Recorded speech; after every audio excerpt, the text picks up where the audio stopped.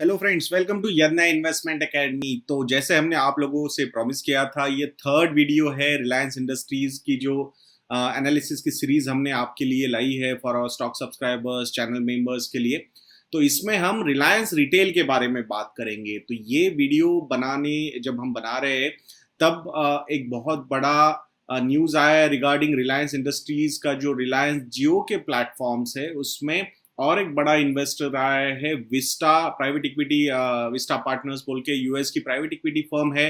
Around $57 billion का total technology investments इस firm ने अभी भी एक्टिवली किया हुआ है। तो वहां से उन्होंने 11,000 करोड़ प्लस का इन्वेस्टमेंट्स रिलायंस जियो प्लेटफॉर्म में किया है। So for Reliance industries this is a very big news, because Reliance Jio हो या रिलायंस रिटेल हो या फिर रिलायंस के जो पेट्रोकेमिकल के बिजनेसेस हो, ऑयल एंड गैस के बिजनेसेस हो, सारे के सारे बिजनेसेस रिलायंस इंडस्ट्रीज इस स्टॉक के अंदर ही आते हैं। तो यहाँ पे आज जो रिलायंस इंडस्ट्रीज का स्टॉक है 4% ऊपर है, 1550 प्लस के लेवल्स पे ये ट्रेड हो रहा है।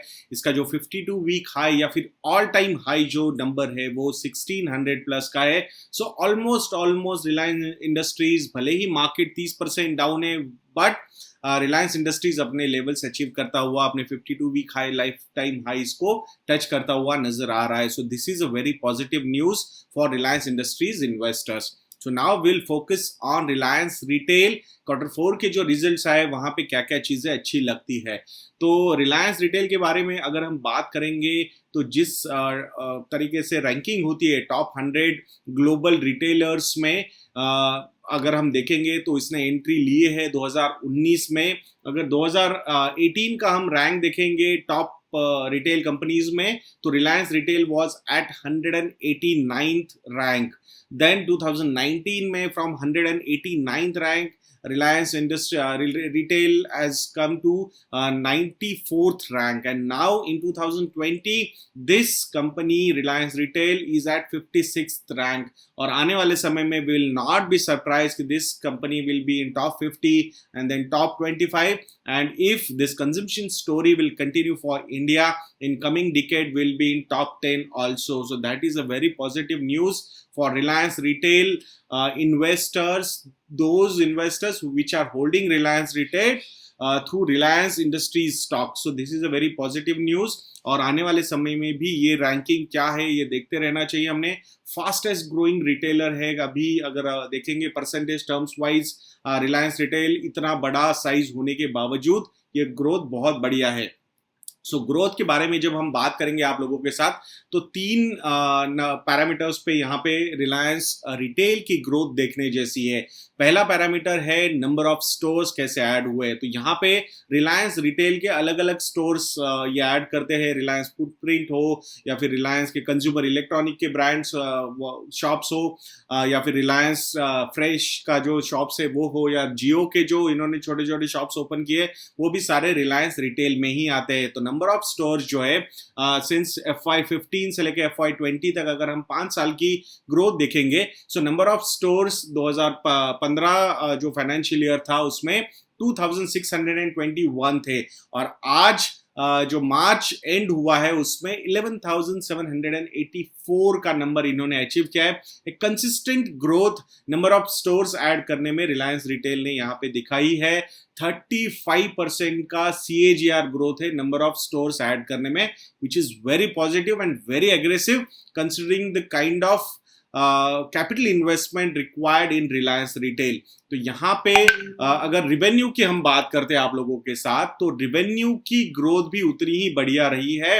मोर देन 56% का रेवेन्यू ग्रोथ हमने देखा है रिलायंस रिटेल में इन लास्ट 5 इयर्स। अगर FY15 की हम बात करते हैं, सो रिलायंस रिटेल का जो रेवेन्यू का नंबर था वो 17,640 था crore rupees, and now FY20 में it is at around 1.63 lakh crore rupees. तो आप समझ सकते हैं 56% का CAGR ग्रोथ रेवेन्यू में रिलायंस रिटेल ने दिया है। जब हम रेवेन्यू देखते हैं तो उसके बाद जहां पे कैपिटल इंटेंसिव इंडस्ट्रीज होती है, जहां पे इंटरेस्ट ज्यादा हो सकता है because of the loans they have taken, वहां पे कैपिटल इन्वेस्टमेंट, बड़े एसेट्स वो क्रिएट करते हैं, तो वहां पे डिप्रिसिएशन, एमोर्टाइजेशन, ये नंबर्स भी सामने हमने देखने चाहिए।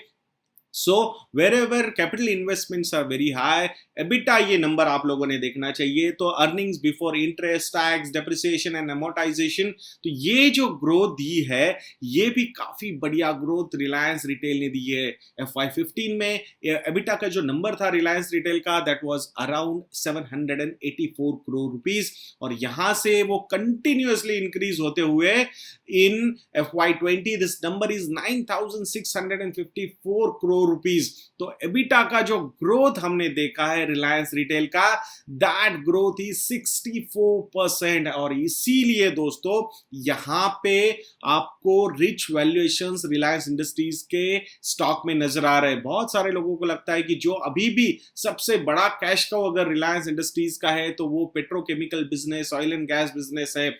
नहीं, बट यहां पे जो वैल्यूएशन मिल रहा है रिलायंस इंडस्ट्रीज को, that is mainly because of the two businesses Reliance Jio and Reliance retail, जहां पे अगर 64% की एबिटा ग्रोथ आप देख सकते हो, तो क्यों नहीं ये company price to earnings ratio में मोर देन 50 का प्राइस टू अर्निंग्स रेशियो लेती हुई नजर नहीं आएगी।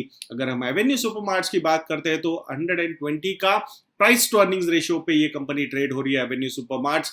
अगर एबिटा के कैलकुलेशन के हिसाब से देखेंगे तो जो वैल्यूएशन एवेन्यू सुपरमार्ट को मिला है वही वैल्यूएशन अगर रिलायंस रिटेल को मिलता है, so that particular valuation only for Reliance Retail could be around 7.5 lakh crore rupees।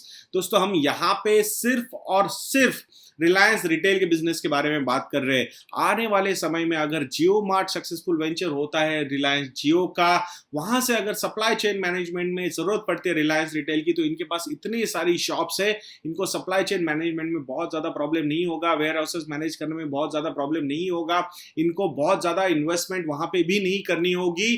तो ये सारी चीजें देखते हुए we are very positive on Reliance retail also. Reliance Jio पे तो हम ऑलरेडी पॉजिटिव है।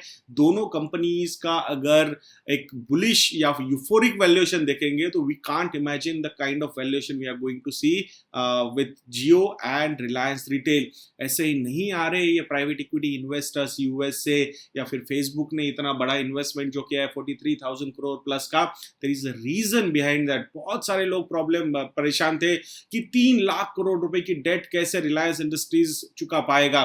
कैश काउ उनके पास ऑलरेडी है, ऑयल एंड गैस बिजनेस, वहां से वो completely they can take care of the debt, but फिर भी उसके बावजूद they are bringing a lot of people which are going to add a lot of value to this company in coming days. So इसीलिए ये जो दो granules है Reliance retail and Reliance Jio, इस वजह से आप लोगों ने इस कंपनी में इन्वेस्टमेंट्स के लिए देखना चाहिए।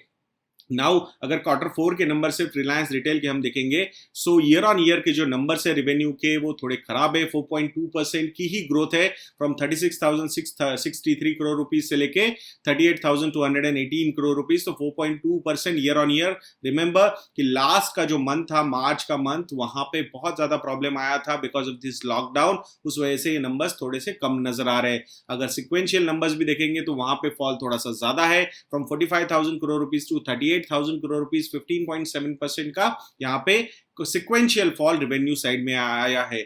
बट एबिटा के अगर हम नंबर्स देखेंगे तो last year same quarter 1923 crore rupees का एबिटा था रिलायंस रिटेल का, जो बढ़ के अभी 2556 करोड़ रुपीस हुआ है ईयर ऑन ईयर। अगर हम बात करते हैं Q4 FY19 से लेके Q4 FY20 तक, बट Q3 FY20 से लेके Q4 FY20 जो सिक्वेंशियल क्वार्टर है, वहां पे फ्रॉम 2727 करोड़ रुपीज से एबिटा घट के 2556 करोड़ रुपीज हुआ है। सो 6.3% का फॉल सिक्वेंशियल हुआ है, which was expected because of the last month का जो एक बहुत ही लैकलस्टर बिजनेस रहा है रिलायंस रिटेल का, बिकॉज ऑफ द जो स्टोर्स क्लोज हुए हैं। बट मार्जिन्स की अगर हम बात करेंगे, सो this is a positive news. जो मार्जिन्स है वो इंक्रीज हुए हैं, सिक्वेंशियली भी इंक्रीज हुए EBITDA margins and year on year भी इंक्रीज हुए। तो लास्ट ईयर Q4 FY19 में जो एबिटा मार्जिन्स थे वो 5.9% के थे, जो बढ़ के अभी 7.4% हुए हैं। Q3 FY20 में एबिटा मार्जिन जो थे 6.7% थे, तो वहां से भी ये बढ़ के 7.4% हुआ है। तो भले ही यहाँ पे रेवेन्यू थोड़ा सा फॉल हुआ है, but EBITDA margins are quite strong और वो वहां पे इंक्रीज होते हुए नजर आ रहे हैं। So that is a very positive sign. यहाँ पे रिलायंस रिटेल का बिजनेस दिखा रहा है। 496 न्यू स्टोर्स इन्होंने ऐड किए इन Q4 FY20। सो ये मिला के टोटल जो काउंट हुआ है वो 11,784 हुआ है as of March ending of 2020। Then जो एरिया अंडर ऑपरेशंस यहाँ पे है टोटल वो 28.7 मिलियन स्क्वायर फीट का है दोस्तों। तो ये बहुत बड़ा हुआ, 11,784 ये जो नंबर है ये बहुत बड़ा नंबर है।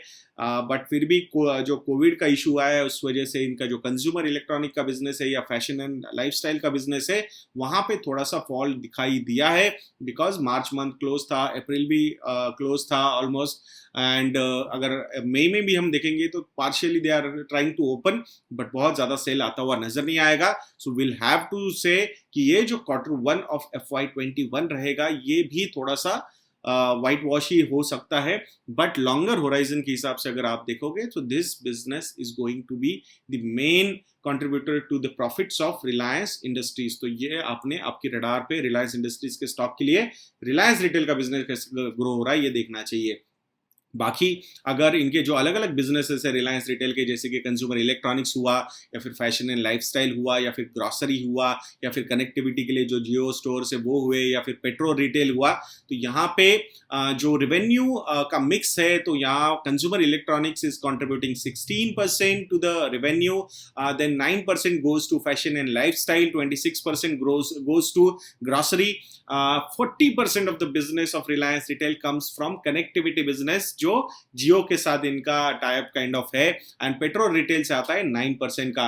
तो यहाँ पे grocery and connectivity has shown very good numbers, 44% का ईयर ऑन ईयर ग्रोथ रहा है, कनेक्टिविटी का भी 26% का ग्रोथ रहा है। बट कंज्यूमर इलेक्ट्रॉनिक्स ये जो कंट्रीब्यूटर है अराउंड 6,198 करोड़ रुपीस का रेवेन्यू इस क्वार्टर में रहा है जो 43% से डाउन है। तो यहाँ पे जो सबसे बड़ा कंट्रीब्यूटर होता था पहले वो अभी थोड़ा सा नीचे आया because of the store closures जो आपने देखा है रिलायंस के इलेक्ट्रॉनिक रिटेल के जो शॉप्स है वो उसके चक्कर में यहाँ पे सेल्स नीचे आता हुआ नजर आया है। और इसीलिए यहाँ जो ईयर ऑन ईयर जो ग्रोथ रही रेवेन्यू में वो फ्लैट रही है, एंड सिक्वेंशियली तो रेवेन्यू काफी नीचे आता हुआ नजर आया है हमें दोस्तों। But overall we are very positive about this company. भले ही हम मानते हैं कि कोविड की चैलेंजेस है, but they are trying to strengthen their digital commerce and omni-channel capabilities also. They are trying to boost their supply chain and fulfillment of capacity to handle home delivery जो एक नया trend लाता हुआ नजर आ रहा है। तो वहाँ पे भी ये बहुत बढ़िया तरीके से फिट इन हो सकते हैं। एंड जो जियो मार्ट है उसके थ्रू ये अपना नया ई कॉमर्स का सप्लाई भी मैनेज करके एक बहुत बढ़िया तरीके से अचीव कर पाएंगे नए टारगेट्स, ऐसा हमें लगता है दोस्तों। तो हम आशा करते हैं दोस्तों कि आपको ये छोटा सा एनालिसिस अच्छा लगा होगा। अगर अभी तक आपने हमारे मॉडल पोर्टफोलियोज को ट्राई नहीं किया है तो जरूर ट्राई कीजिएगा। एग्जिस्टिंग जो स्टॉक सब्सक्राइबर्स है उनके लिए डिस्काउंट्स भी अवेलेबल है। यू कैन कॉन्टैक्ट अस, हमारे डिटेल्स का कॉन्टैक्ट डिटेल्स वेबसाइट पे है, तो वहां से आप हमें कॉल कीजिए या ईमेल लिखिए, will be more than happy to help you. तो ऐसे वीडियोस के लिए हमारा चैनल देखते रहिए दोस्तों, और नेक्स्ट वीडियो तक के लिए मुझे आज्ञा दीजिए। जय हिंद।